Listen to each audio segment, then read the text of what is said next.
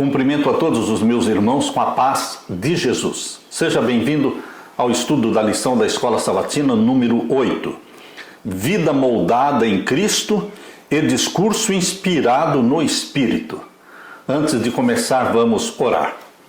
Pai querido que estás nos céus, aqui estou na tua presença com os meus irmãos, pedindo que o Senhor derrame o Espírito Santo sobre nós, que ao abrirmos a tua palavra, o Senhor venha falar ao nosso coração neste momento, abençoando o teu povo, respondendo às nossas orações, dando-nos as tuas bênçãos, em nome de Jesus. Amém. Vida moldada em Cristo e discurso inspirado no Espírito. O verso áureo: quanto à maneira antiga de viver, vocês foram instruídos a deixar de lado a velha natureza, que se corrompe segundo desejos enganosos, a se deixar renovar no espírito do entendimento de vocês e a se revestir da nova natureza, criada segundo Deus, em justiça e retidão, procedentes da verdade. Efésios 4, 22 a 24. José Antônio viveu nas ruas de Palma, Espanha, como morador de rua por muitos anos. Com cabelos e barba grisalhos e desgrenhados, aparentava ter mais do que 57 anos. Um dia, Salva Garcia, dona de um salão de beleza, se aproximou de José e propôs uma transformação completa.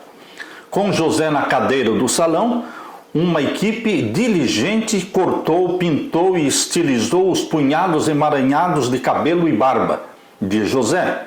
Em seguida, José ganhou roupas novas, então veio a revelação. Enquanto se assentava em frente a um espelho, lágrimas caíam dos seus olhos e ele perguntava: sou eu? Sou eu mesmo? Estou tão diferente, ninguém vai me reconhecer. Mais tarde, ele acrescentou dizendo: não foi apenas uma mudança de aparência, isso mudou a minha vida. Efésios capítulo 4, versos 17 a 32, ali Paulo afirmou que os crentes foram transformados. Deixaram de lado o antigo eu, a vida egoísta, e se revestiram da nova identidade, algo parecido com o que aconteceu na vida de José. Porém, não foi uma mera transformação externa. Ela inclui deixar-se renovar no espírito do entendimento, trazendo para a vida justiça e retidão que procedem da verdade. Essa é a transformação mais importante para mim e para você. Quando a transformação ocorre de dentro para fora. Deus entroniza Jesus no nosso coração. O Espírito Santo passa a viver em nós, dando-nos a mente de Jesus. Nós nos espelhamos em Jesus e refletimos o seu caráter. Aleluia!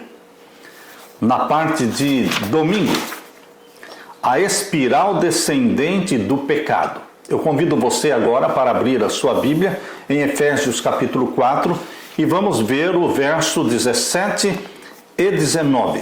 Efésios capítulo 4 e os versos 17 a 19. E digo isto, testifico no Senhor, para que não andeis mais como andam também os outros gentios na vaidade do seu sentido. O cristão, ele é diferente, porque ele se espelha em Jesus Cristo.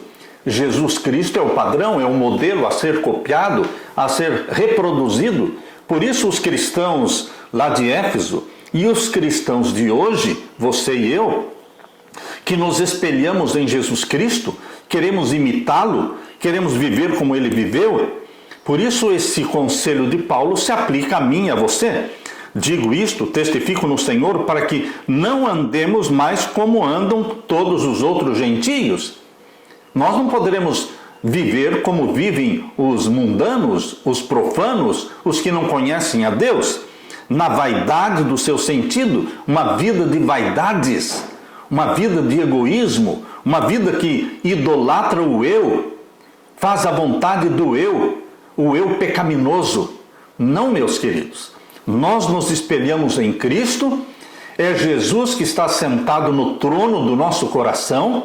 Nós crucificamos o nosso eu, nossas vontades não santificadas, e nós temos Jesus Cristo entronizado em nós, porque o Espírito Santo entroniza Jesus no nosso coração. Por isso não andamos como os pagãos, como os mundanos, como os profanos do mundo, porque o nosso padrão é Jesus Cristo, é a Ele que copiamos, imitamos, refletimos.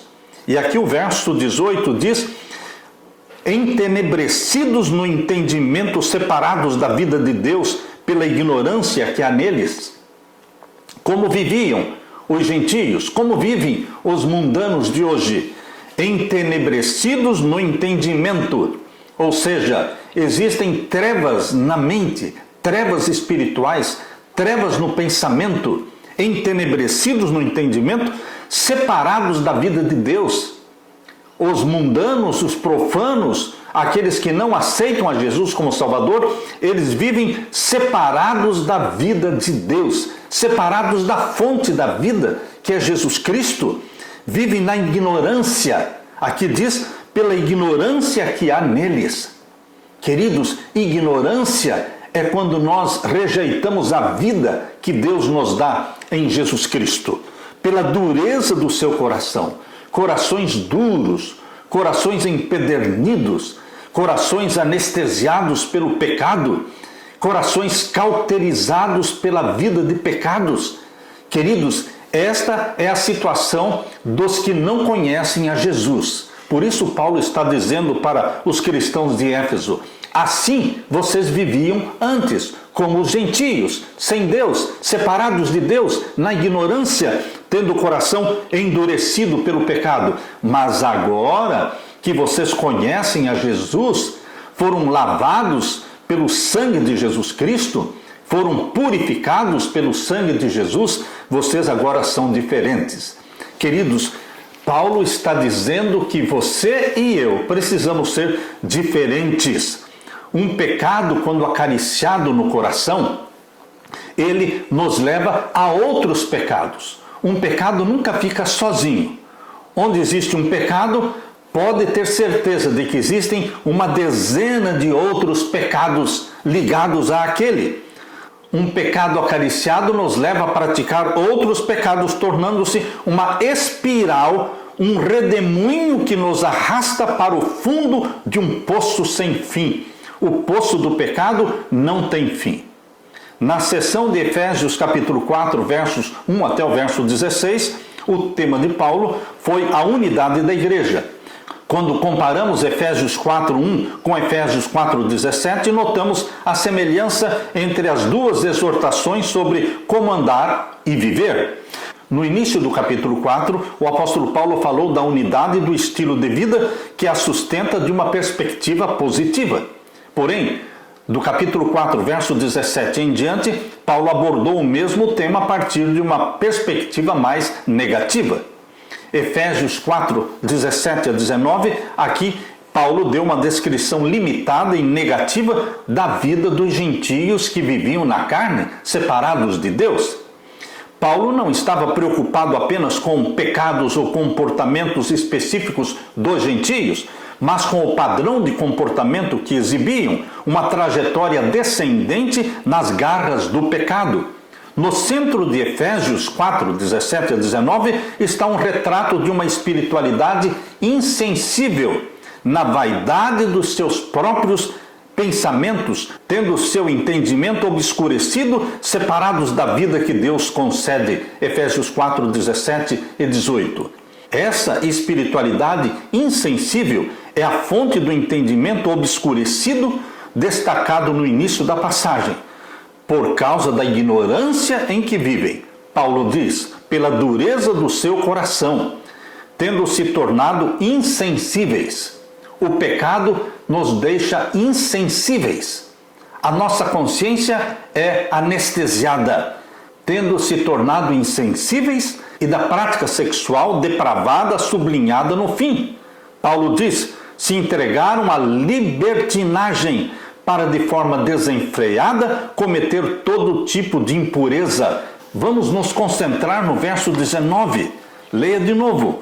Os quais, falando dos gentios que viviam separados de Deus, havendo perdido todo o sentimento, não tinham mais os sentimentos, se tornaram insensíveis e se entregaram à dissolução, à libertinagem, para com avidez, com muita vontade de praticar o pecado, cometerem toda impureza, viverem uma vida pecaminosa em todos os aspectos. Afastados de Deus, eles não sabiam como viver e, separados da sua graça salvadora, continuavam em uma espiral descendente de pecado e depravação. Queridos, somente Jesus Cristo nos livra dessa espiral de pecado que nos leva para a depravação. Jesus nos retira do reino das trevas. No reino das trevas impera o domínio de Satanás, o desejo da carne, uma vida depravada. Mas Jesus nos transporta para o reino do seu amor, onde prevalece o amor de Deus, a transformação operada pelo Espírito Santo. No reino de Deus não vivemos no pecado. Somos pecadores, mas não vivemos na prática do pecado, porque vivemos na prática da justiça, da obediência. Nós estamos ligados a Jesus. Somos pecadores, mas pecadores restaurados, pecadores resgatados, pecadores perdoados, transformados. Quando nós nutrimos um pecado que seja, por mais inofensivo ou por mais inocente que pareça, todo e qualquer pecado vai nos arrastar para o fundo de um abismo. E nesse abismo, nós estaremos vivendo exatamente como o anjo do abismo deseja. O anjo do abismo é Satanás, a besta do abismo. Aqueles que vivem na prática de pecados conhecidos, conscientes, eles são arrastados como por uma espiral descendente do pecado e vão para o fundo do poço do abismo. Queridos, Jesus Cristo é o único que nos pode libertar, nos restaurar, nos transportar do reino das trevas para o reino do seu amor, implantando em mim e em você a mente dele, uma mente que se alegra na obediência a Deus, uma mente que se alegra em pensar nas coisas do céu, nas coisas de cima, porque é para o céu que nós estamos indo. Que Jesus Cristo implante em você a mente dele. Como? Através do Espírito Santo. Aleluia! Na parte de segunda-feira, uma dramática mudança de roupa. Antigamente, trocar de roupa era uma coisa muito incomum. As pessoas tinham uma muda de roupas para muitos anos. Nos tempos antigos, os homens usavam uma túnica na altura dos joelhos como roupa íntima e uma capa ou um manto para proteger-se do sol. Da mesma forma, as mulheres, elas usavam uma túnica, que era a roupa que cobria o corpo, e então uma capa que cobria a túnica. As culturas refletidas na Bíblia eram culturas de subsistência. Ninguém tinha um guarda-roupa cheio de blusas ou de vestidos. Queridos, as roupas eram valiosas e caras no primeiro século e eram mantidas por muito tempo. Era incomum possuir mais do que um conjunto de roupas. Sua qualidade e estilos sinalizavam a identidade e a posição do usuário. Trocar um conjunto de roupa por outro era algo incomum e importante. Em vez do fato trivial que isso representa em muitas culturas hoje. Hoje você troca de roupa diariamente. Você toma o seu banho e coloca uma outra roupa. Você usa uma roupa durante o dia e depois à noite você toma o seu banho. No dia seguinte você usa outra roupa e assim por diante. Isso não acontecia no primeiro século.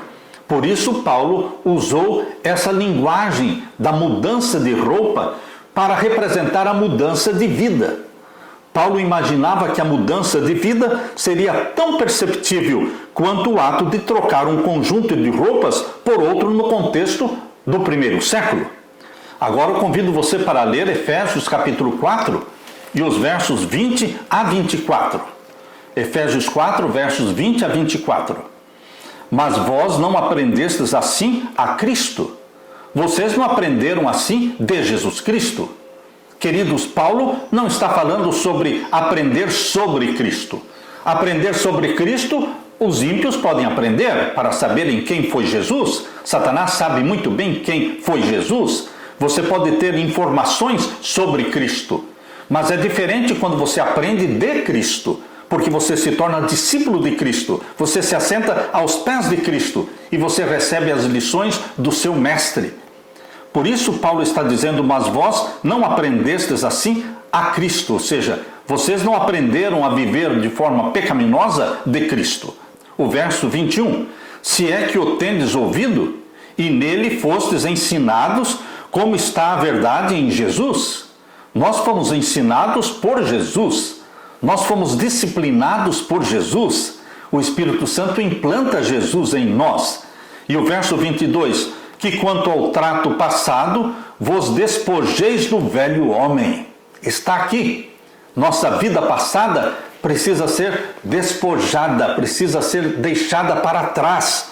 Que quanto ao trato, à vida passada, vamos despojar-nos do velho homem, ou seja, vamos deixar para trás a velha natureza, os velhos costumes, os velhos hábitos que corrompem pelas concupiscências do engano.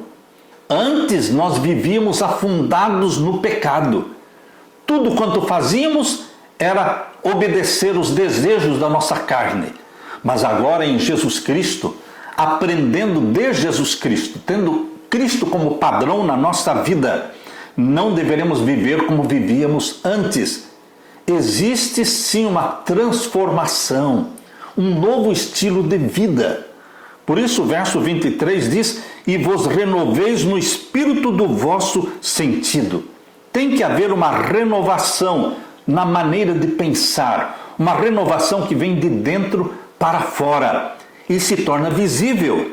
Nos renovamos no espírito do nosso sentido. E o verso 24, e vos revistais do novo homem, que segundo Deus é criado em verdade, justiça e santidade. Existe sim uma nova vida, um novo padrão, um novo modelo. Meus queridos, Paulo disse aqui sobre deixar de lado ou se afastar do antigo modo de vida. Em segundo lugar, Paulo falou experimentar uma renovação interior. Em terceiro lugar, Paulo falou sobre se revestir do novo padrão de vida segundo Deus. Tudo na vida do cristão é diferente. No comer, no beber, no vestir, nos programas que você assiste, nos livros que você lê, tudo muda na sua vida. É uma mudança completa. O que Paulo está dizendo aqui em Efésios 4, 20 a 24, é que existe uma dramática mudança de vida, representada pela mudança de roupa. Na cultura do primeiro século, quando as pessoas não mudavam de roupa diariamente, era algo incomum mudar de roupa. Então Paulo está dizendo que a mudança de vida do cristão se torna tão visível, perceptível, e todos percebem, todos veem a mudança radical na vida do cristão. Por isso Paulo usa a metáfora da roupa, porque era impossível uma pessoa que usava uma túnica e uma capa durante meses e meses. O dia que ele trocasse de roupa, ele seria visto, seria percebido. Assim também Paulo está dizendo que a pessoa que se encontrou com Jesus Cristo e que foi salvo, foi transformado, ele também será observado por todas as pessoas, porque aconteceu uma dramática mudança na vida dela. Queridos, qual é a diferença crucial entre aprender sobre Cristo e aprender de Cristo? Queridos, aprender sobre Cristo qualquer pessoa pode aprender, mas aprender de Cristo tem que ser discípulo de Cristo, tem que se assentar aos pés de Jesus Cristo, aprendendo dele, bebendo diretamente da fonte que é Jesus Cristo, espelhando-se em Jesus Cristo e se tornando semelhante a Ele. Que bênção! A bênção da salvação em Jesus Cristo, que nos transforma, que nos muda, que nos transporta para o reino do seu amor. Aleluia! Na parte de terça-feira, discurso cheio de graça, que edifica a unidade. Agora leia comigo Efésios 4 e os versos 25 a 29. Versos 25 a 29. Pelo que deixem a mentira e falem a verdade. Mudança de vida. Antes viviam mentindo, todo tipo de mentira. Mas agora deixam de mentir e começam a falar a verdade. Mesmo que a verdade nos custe a vida. Mesmo que falar a verdade traga prejuízos para você, mas você vai falar a verdade. Você deixou a mentira, porque o pai da mentira é Satanás. E nós deixamos de mentir e passamos a falar a verdade. Pelo que deixem a mentira e falem a verdade. E não é somente falar a verdade, é também pregar a verdade. Deixe de pregar mentiras. Deixe de pregar coisas inventadas pelos homens. Deixe de pregar tradições. Comece a pregar a verdade da Bíblia, a verdade das profecias. Deixe de falar a mentira, mas deixe também de pregar a mentira. Qualquer ensinamento, qualquer interpretação profética que não esteja fundamentada na Bíblia é mentira. Não é uma questão de entender diferente. Não é uma questão de a pessoa falar, não, você entende desta forma, eu entendo dessa outra forma. Não, meu querido irmão. Existe a mentira e existe a verdade. Existe a maneira correta de você entender uma profecia e existe a forma errada de você entender uma profecia. Ou você estará pregando a verdade ou você estará pregando a mentira. Por isso o que Paulo está dizendo aqui é, deixe de falar a mentira, de pregar a mentira e passe a falar a verdade, a pregar a verdade. Aqui diz, a cada um com o seu próximo, porque somos membros uns dos outros. A verdade presente precisa ser pregada, mesmo que seja uma verdade impopular, que poucos aceitam, mas ela precisa ser pregada. E o verso 26, irai-vos e não pequeis. Como é que é possível você se irar e não pecar? Ah, meu querido irmão, quando você fica irado, quando você fica com raiva, mas você pede perdão antes do sol se pôr, você busca o perdão em Deus e você também pede perdão para a pessoa a quem você ofendeu. Esse pecado não foi consumado, porque você se irou, você ficou com raiva ou você ficou irritado, mas você se reconciliou com a pessoa, você se reconciliou com Deus antes do sol se pôr. Por isso Paulo está dizendo aqui, irai-vos e não pequeis, não se ponha o sol sobre a vossa ira, não durma com o pecado. Há pessoas que não acertam a situação com Deus e com o próximo no mesmo dia. Eles dormem com o pecado e acordam piores. Não durma com o pecado, meu irmão. Durma com o perdão. Antes do sol se pôr, se reconcilie com a sua esposa, ou com seu marido, ou com seu amigo, seja com quem for. Antes do sol se pôr, busque pedir perdão, busque reconciliação. Não se ponha o sol sobre a vossa ira. E o verso 27, não dê lugar ao diabo. Quando nós dormimos com o pecado, ou seja, quando nós não confessamos no mesmo dia, quando nós não nos reconciliamos com a nossa esposa ou com o marido, seja com quem for, no mesmo dia, você está dando lugar ao diabo. Porque o diabo está ganhando tempo e ganhando terreno.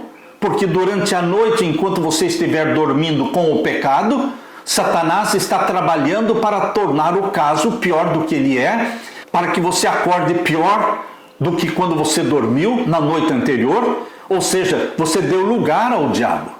Por isso Paulo está dizendo, não se ponha o sol sobre a vossa ira, não dê lugar ao diabo. Conserte as coisas no mesmo dia. Peça perdão no mesmo dia. Quando você corre para Jesus Cristo em arrependimento e confissão, Ele corre também ao seu encontro com misericórdia e perdão. Portanto, não dê lugar ao diabo. E o verso 28, aquele que furtava, não furte mais. Aquele que roubava a Deus no dízimo, não roube mais.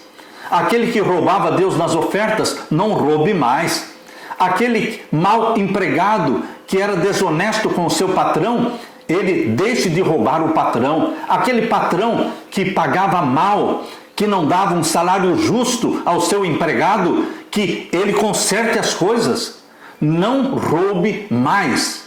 Não roube a Deus nos dízimos e ofertas, não roube ao seu próximo, não roube a nada. Nós devemos viver uma vida pura, honesta, não dê lugar ao diabo. Aquele que furta, não furte mais. Antes trabalhe. Trabalhe, 6 dias trabalharás. Este é o 4º mandamento.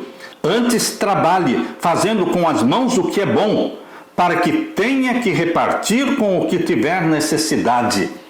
Nós não trabalhamos só para ter para nós e para a nossa família. Nós trabalhamos também para ter o suficiente para repartir com os nossos irmãos, com os necessitados. Por isso Paulo está dizendo, trabalhe com as suas mãos para que tenha com o que repartir com aquele que estiver em necessidade. Há pessoas que pensam somente em si, ou somente na sua família. Mas o que Paulo está dizendo é que nós temos que pensar também nos que estão passando necessidade. E o verso 29, não saia da sua boca nenhuma palavra torpe, nenhuma palavra suja, nenhuma palavra leviana, não saia da sua boca nenhuma palavra má, mas só a que for boa, para promover a edificação, para que dê graça aos que a ouvem. Ó meu querido irmão, minha querida irmã, nós deveremos usar a nossa boca para proferir bênçãos, não maldição. A palavra na boca do cristão deve ser para edificação dos outros, para transmitir graça aos que ouvem. Há poder nas suas palavras, meu querido irmão. Cada palavra que sai da nossa boca, ela vem carregada como uma dinamite. Ela está cheia de poder. Poder para edificar, para levantar os que caem, ou poder para destruir e para derrubar. Há poder nas suas palavras. Vamos cuidar com aquilo que nós falamos para os nossos filhos. Através das nossas palavras, nós poderemos derrubar os nossos filhos. Nós podemos traumatizar os nossos filhos. Existem pais e mães que usam a boca para proferir maldições para os filhos.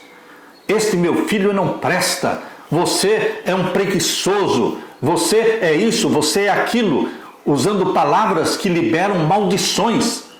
Por favor, meu querido pai, minha querida mãe, use a palavra para liberar bênçãos, que edifique o seu filho, que anime o seu filho. Você já deve ter ouvido a história de Thomas Edison.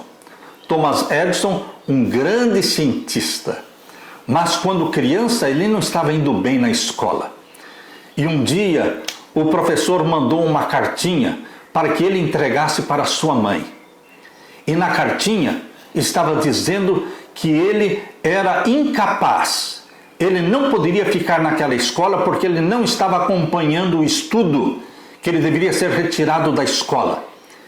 E essa cartinha Thomas Edison levou e entregou para sua mãe. E a sua mãe leu aquela carta e ele perguntou o que ele está falando aí nesta carta. E a mãe de Thomas Edison disse, aqui ele está dizendo que você é muito inteligente. Você é tão capaz, tão inteligente, que você precisa de uma escola melhor, onde você possa se desenvolver mais, porque você está muito na frente dos outros alunos. Queridos, o tempo passou. Thomas Edison se tornou um cientista, um dos mais famosos cientistas do mundo. E um dia ele encontrou esta cartinha que o professor tinha escrito para sua mãe. E ele leu o que estava nesta carta. Na carta ele descobriu que o professor estava dizendo coisas negativas dele, que ele era incapaz, que ele não acompanhava os outros alunos e que ele teria que ser tirado da escola. Queridos, quanta diferença aquela mãe sábia, prudente, usada pelo Espírito Santo, quanta bênção ela liberou para o seu filho Thomas Edison, quando ela disse que ele era inteligente, que ele era dotado, que ele era um gênio, e foi isso que ele se tornou. Use a sua boca, querida mãe, querido pai. Sua boca deve ser usada para liberar bênçãos, há poder nas suas palavras. É isso que Jesus está falando aqui em Mateus. Eu convido você para ler comigo. Mateus capítulo 12 e o verso 36 e 37. Aqui diz assim: mas eu vos digo que de toda palavra ociosa que os homens disserem, hão de dar conta no dia do juízo. Toda palavra que sai da minha boca eu terei que dar contas no juízo. Verso 37, porque por tuas palavras serás justificado e por tuas palavras serás condenado. Há poder nas tuas palavras. Poder de destruir ou poder de construir. Poder de derrubar e poder de salvar as pessoas. Há poder em suas palavras. Que o Espírito Santo santifique a sua mente, meu irmão. Que o Espírito Santo santifique a nossa boca. Para que a palavra que sai da nossa boca seja boa, para edificação, conforme a necessidade, e que transmita graça aos que a ouvem. Aleluia! Na parte de quarta-feira, o Espírito Santo na vida do crente. Depois de Jesus Cristo se tornar o nosso Salvador, o que existe de mais importante é o Espírito Santo, então, na vida do crente, na vida daqueles que foram salvos por Jesus Cristo. Por isso, Paulo dá muita ênfase à vida que o Espírito Santo vive em nós. Abra sua Bíblia e vamos ler em Efésios capítulo 4 e o verso 30. Efésios capítulo 4 e o verso 30. Leia comigo. Não entristeça o Espírito Santo de Deus. Olha o conselho que Paulo está dando aqui. Não entristeça o Espírito Santo de Deus. Por que não entristeça? Se o Espírito Santo fosse simplesmente uma energia, se o Espírito Santo fosse somente uma força impessoal, queridos, seria impossível entristecer uma força, entristecer uma energia. Mas o Espírito Santo fala. A Bíblia diz que o Espírito Santo nos convence, o Espírito Santo nos ensina, o Espírito Santo nos corrige, o Espírito Santo gera. Jesus foi gerado pelo Espírito Santo no ventre da Virgem Maria. Portanto, o Espírito Santo não é uma força impessoal. O Espírito Santo é uma entidade pensante, que ama e que também pode ser entristecido, magoado. Por isso Paulo está dizendo, não entristeçam o Espírito Santo. O Espírito Santo nos sela, no qual estamos selados para o dia da redenção. Quando você abraça Jesus como Salvador, você é selado para a salvação. É o selo da salvação. É o selo da conversão. Por isso, o Espírito Santo nos sela para o dia da redenção. Nossos pecados contra os outros não são delitos de pouca consequência. O que entristece o Espírito Santo é o uso indevido do dom divino da fala, quando ela é usada para magoar as pessoas. Paulo menciona o texto de Isaías 63 e o verso 10. Abra sua Bíblia em Isaías 63 e o verso 10. Convido você para que leia comigo Isaías 63 e o verso 10. Mas eles foram rebeldes e contristaram o seu Espírito Santo.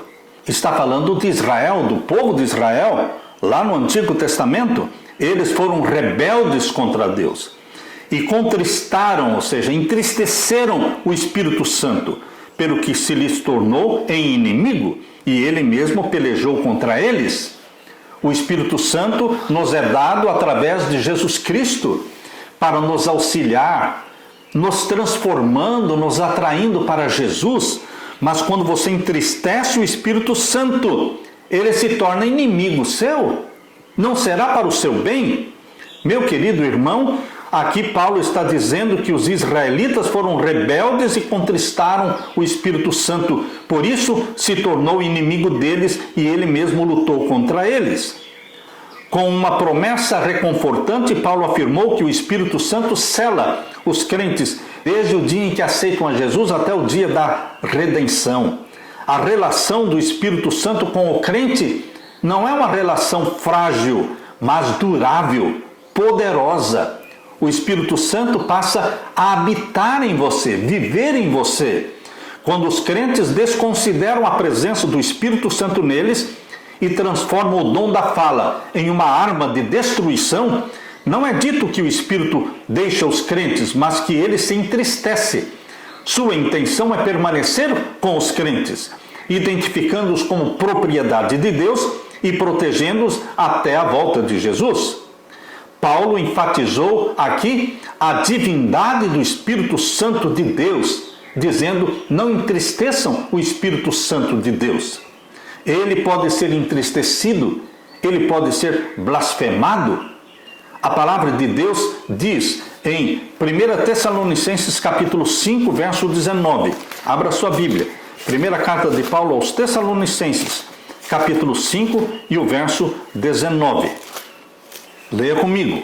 1 Tessalonicenses 5, 19. Não extinga o Espírito. Extinguir é apagar.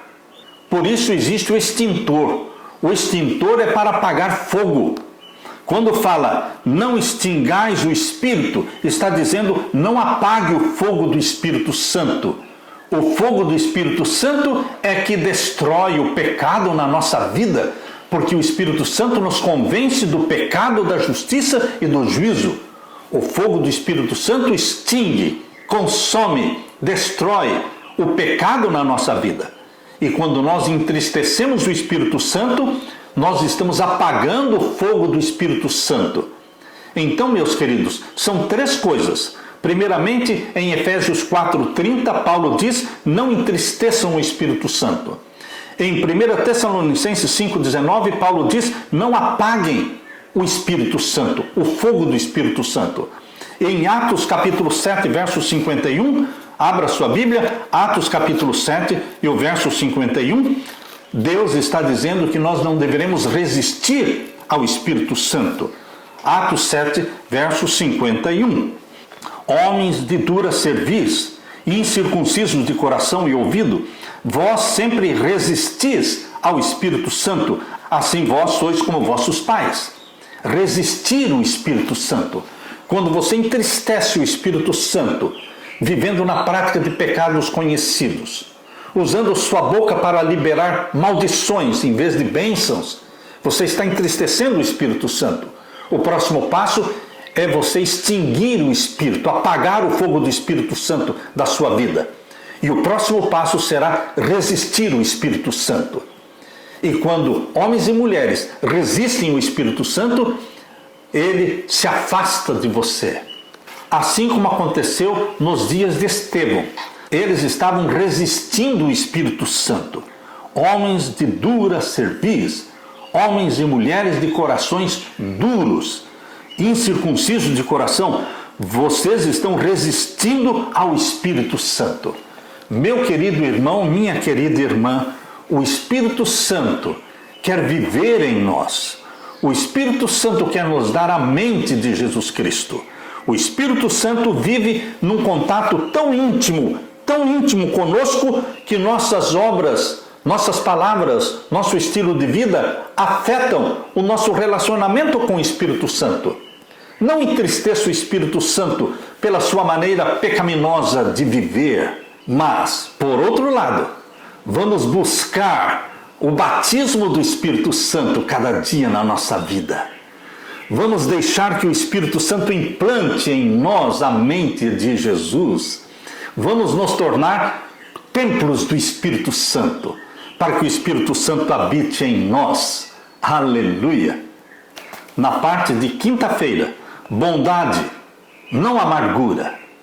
Assim deve ser a vida do cristão, uma vida de bondade, não de amargura. Abra sua Bíblia e vamos ler Efésios capítulo 4 e os versos 31 e 32.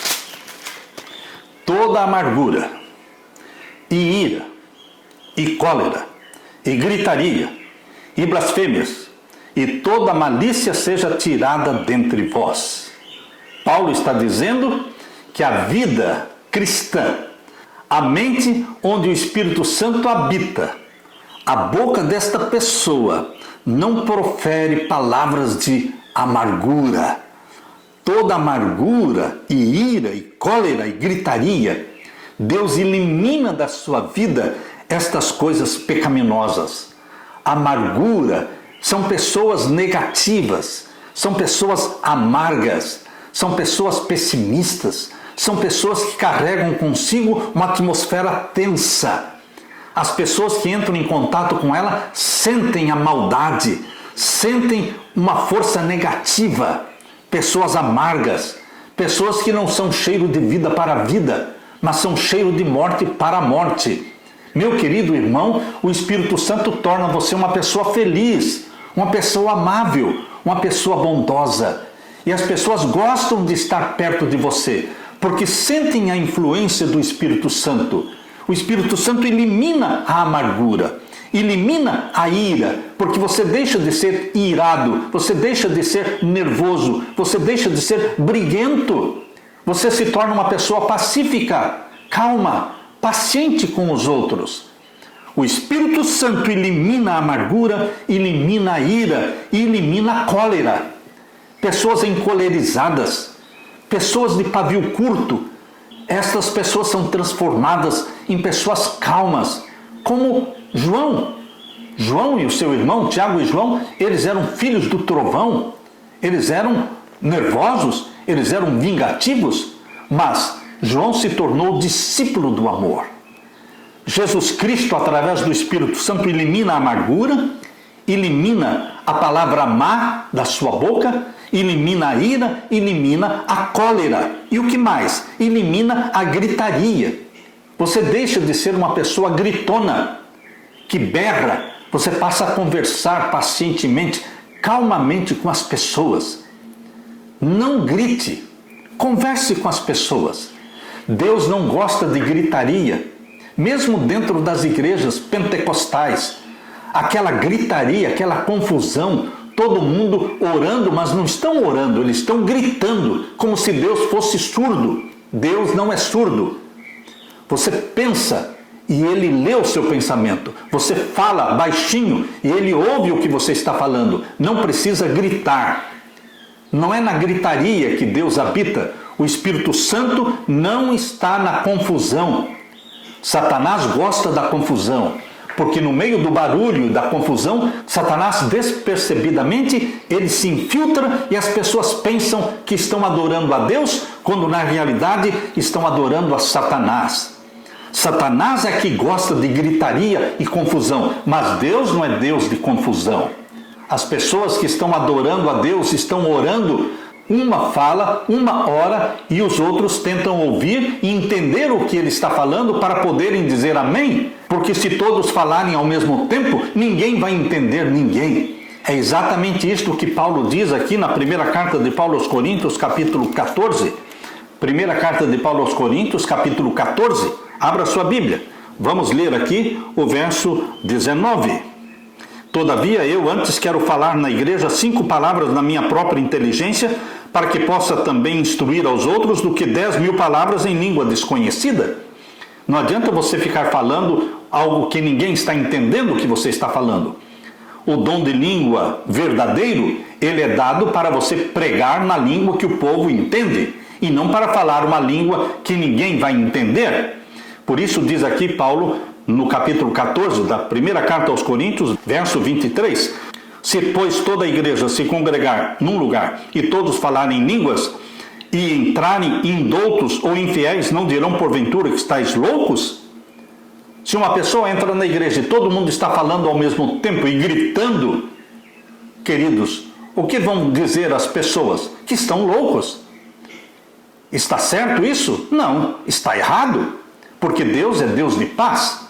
Por isso Paulo coloca ordem no culto. feito dentro de uma igreja, Paulo coloca ordem. Aqui diz na primeira carta de Paulo aos Coríntios, capítulo 14, e o verso 26. Que fareis, pois, irmãos, quando vos ajuntais? Cada um de vós tem salmo, tem doutrina, tem revelação, tem línguas, tem interpretação. Faça-se tudo para edificação. Todo mundo tem que entender o que está acontecendo. E se alguém, verso 27, se alguém falar língua, faça-se isso por 2, ou quando muito 3, e por sua vez, e haja intérprete. É um falando de cada vez, não são 2, 3, 4, 10, 100 pessoas falando ao mesmo tempo, não. Isso não é de Deus, isso é confusão, e a confusão é de Satanás. Tem que falar uma pessoa de cada vez, e tem que haver interpretação. E o verso 28, mas se não houver intérprete, esteja calado na igreja. Se não houver intérprete, esteja calado na igreja. Fale consigo mesmo e com Deus, com a boca fechada, só em pensamento. Porque Deus não é Deus de confusão. Verso 33. Porque Deus não é Deus de confusão, senão de paz, como em todas as igrejas dos santos. Por isso, você pode entender corretamente o que Paulo está dizendo aqui em Efésios capítulo 4 e o verso 31. É o que Paulo está dizendo.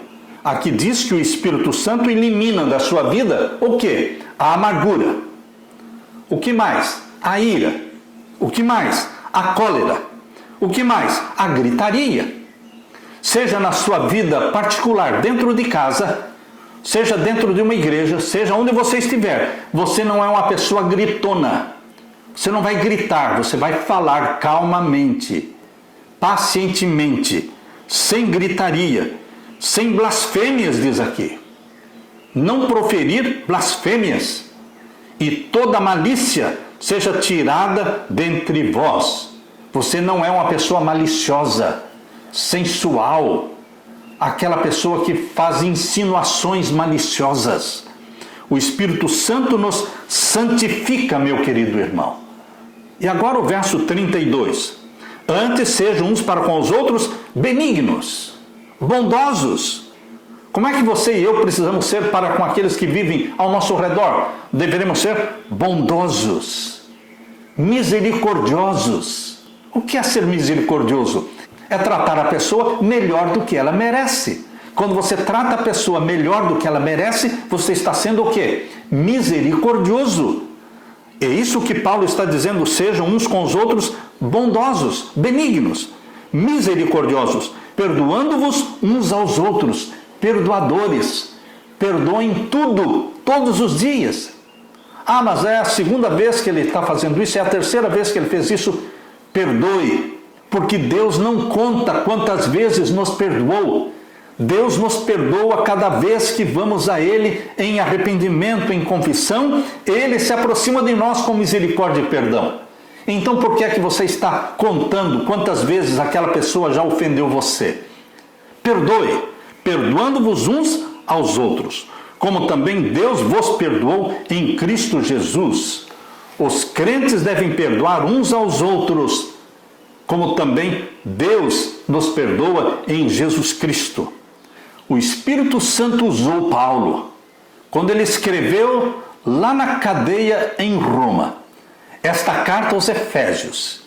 E o Espírito Santo o inspirou a escrever o que está no capítulo 4, verso 17 até o verso 32.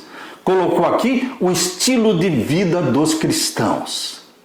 Como nós, cristãos, salvos por Jesus Cristo, devemos viver uma vida nova, revestidos do Espírito Santo, uma boca santificada que profere palavras que edificam e que liberam bênçãos para os filhos, bênçãos para aqueles que nos cercam.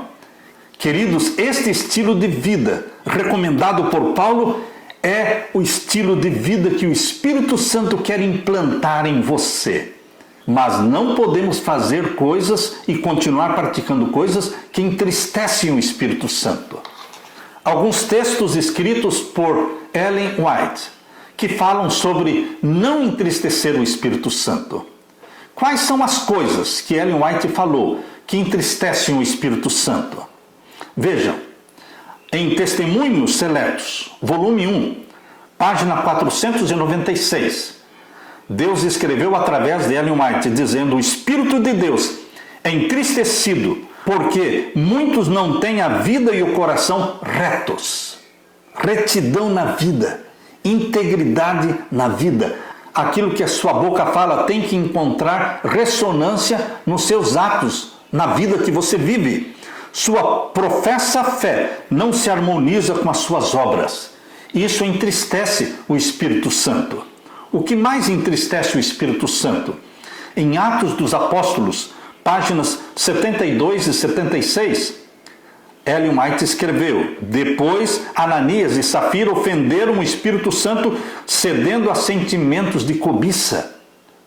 O que mais entristece o Espírito Santo? Sentimentos de cobiça. Em terceiro lugar, o que mais entristece o Espírito Santo? Caminho a Cristo, página 118. Quando temos a tendência de duvidar do amor de Deus e desconfiar das suas promessas, nós o desonramos e ofendemos o seu Santo Espírito. Qual outra coisa que entristece o Espírito Santo? Obreiros Evangélicos, página 261. Fazem eles bem em ser assim incrédulos? Jesus é seu amigo? Todo o céu se acha empenhado em seu bem-estar? E seu temor e queixas ofendem o Espírito Santo. Ellen White está falando que o nosso temor, o nosso medo e as nossas queixas ofendem o Espírito Santo. Não seja queixoso, reclamador. Não vamos pecar como o povo de Israel no deserto, que por se queixar, por murmurar, entristeceram o Espírito Santo. Outra coisa que entristece o Espírito Santo está em Testemunhos Seletos, volume 3, página 308. Quando a ignomínia da indolência, percebam aí, a indolência, a preguiça no fazer o trabalho de Deus, quando a ignomínia da indolência e preguiça tiver sido afastada da igreja, o Espírito do Senhor se manifestará graciosamente. O que mais entristece o Espírito Santo?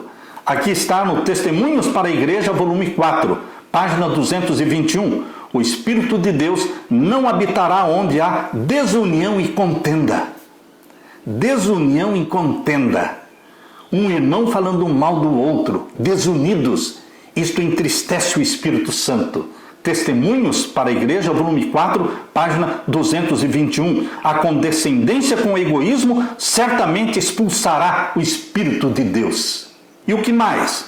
Testemunhos para a Igreja, volume 4, página 248, diz assim: quando julga que suas circunstâncias requerem atenção, você transgride sem preocupação o quarto mandamento. Você torna a guarda da lei de Deus uma questão de conveniência, obedecendo ou desobedecendo segundo o indicam suas ocupações ou inclinações. Isto não é honrar o sábado como uma instituição sagrada. Você ofende o Espírito de Deus e desonra seu Redentor, seguindo este procedimento descuidado. O relaxamento na guarda do sábado. O relaxamento nos limites do sábado. Quais são os limites do sábado? O pôr do sol da sexta-feira e o pôr do sol de sábado. Queridos, nós temos que nos preparar para o santo dia do Senhor. Sexta-feira é o dia da preparação. É o dia de você preparar o seu alimento para o sábado. É o dia de você abastecer o seu carro. É o dia de você preparar a sua roupa. No sábado, você não vai sair para comprar alimentos. Você não vai para o restaurante no sábado. Você não planeja viagens para o sábado. Você não planeja sair de viagem no sábado e nem chegar de viagem no sábado. O sábado é um dia santo. Do pôr do sol da sexta-feira ao pôr do sol de sábado. São 24 horas santas. Porém, esta forma relaxada e descuidada em que o povo de Deus está transgredindo o sábado, isto entristece o Espírito Santo. Você não usa o sábado para fazer o que bem entende. Por isso que Isaías 58, verso 13 diz: não fazendo a tua vontade no meu santo dia, nem falando as tuas próprias palavras. O sábado é o dia do Senhor. Nós fazemos aquilo que Deus deseja que façamos. Não entristeça o Espírito Santo, meu querido irmão. Testemunhos para a Igreja, volume 5, página 67, fala assim: enquanto estava ao lado do leito de morte do meu marido, eu sabia que se houvera outros com quem repartir as cargas dele, teria ele sobrevivido. Então supliquei com agonia que os que estavam ali presentes não mais ofendessem o Espírito do Senhor por sua dureza de coração. Dureza do coração entristece o Espírito Santo. Tiago White morreu novo. Ele poderia ter vivido mais tempo se outros tivessem feito o trabalho de Deus. Mas muitos não fizeram o trabalho de Deus e Tiago White teve que trabalhar por 10 pessoas. Por isso, a vida dele foi ceifada antes.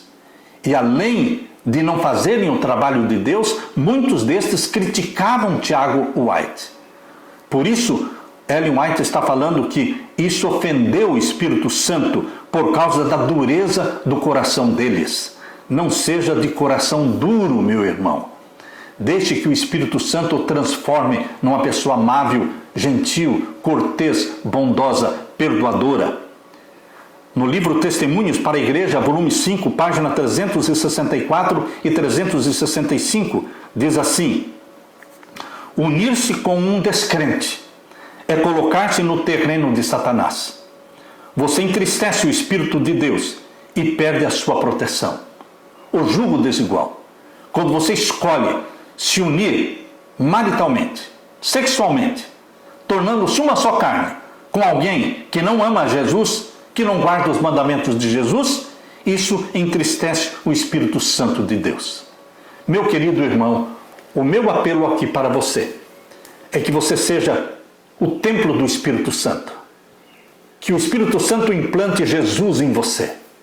E se você estiver cometendo ou já cometeu alguns destes pecados mencionados aqui que entristecem o Espírito Santo, busque em Jesus Cristo o perdão. Não se desespere, acredite na misericórdia e no perdão de Deus, busque a Jesus Cristo em confissão, em arrependimento.